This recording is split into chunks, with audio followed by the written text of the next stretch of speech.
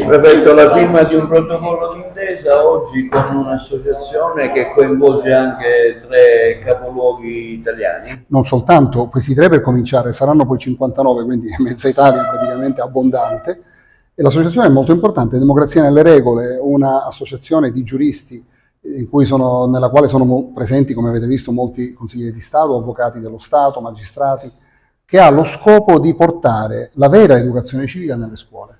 Cosa intendo dire per vera educazione civica? Gli insegnanti fanno un ottimo lavoro e fanno degli enormi sforzi per affiancare l'educazione civica alle materie curriculari, le quali prevedono programmi lunghi e defatiganti, che spesso è complicato completare entro la fine dell'anno. Però, a nostro avviso, è necessario che vadano anche persone del mestiere a spiegare ai ragazzi, con un linguaggio semplice e chiaro, che cosa sono le istituzioni in Italia. Quindi non soltanto i valori della Costituzione, dei quali è più semplice parlare, quindi i primi 12 articoli, i diritti e i doveri dei cittadini, non solo quelli. E poi la prima parte, i diritti politici, i diritti sociali, i diritti sindacali, ma anche la seconda parte, quella più arida, più complicata, che spiega come funziona lo Stato.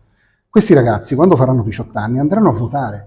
Voteranno per il Consiglio Comunale, voteranno per la Regione, voteranno per il Parlamento, per quello europeo. Devono capire per che cosa votano, altrimenti l'offerta politica nei loro confronti potrà, come dire, essere generica, poco approfondita, potrà dire quel che vuole. Dei cittadini invece consapevoli tendono a chiedere con più precisione ai candidati determinate cose e li votano a ragion veduta. Ecco, questo è il nostro scopo. I giovani di adesso rispettano le regole?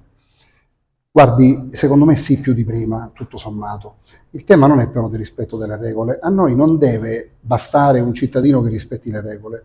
Noi vogliamo un cittadino che capisca le regole e che semmai contribuisca a cambiarle quando non vanno bene. E la legalità non è soltanto il rispetto astratto delle regole.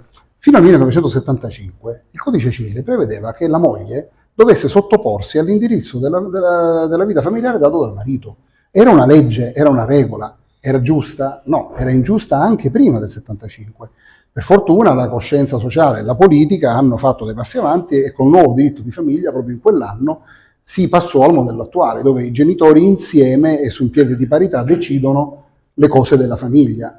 Ma prima c'è stato un periodo in cui una legge ingiusta ha, come dire, regolato la vita delle famiglie. Allora la legalità non è tanto rispettare ogni singola legge pedissequamente per la sua lettera, ma è capirne lo spirito, capire lo spirito della Costituzione e delle istituzioni, lavorare tutti insieme per un obiettivo comune.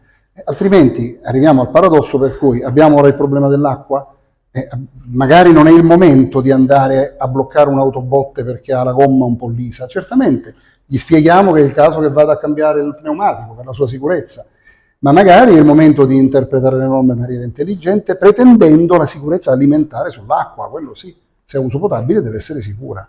E poi il resto lo metteremo a posto dopo. Ecco, ci vuole quell'intelligenza che deriva dalla capacità di capire le regole, non solo di obbedire.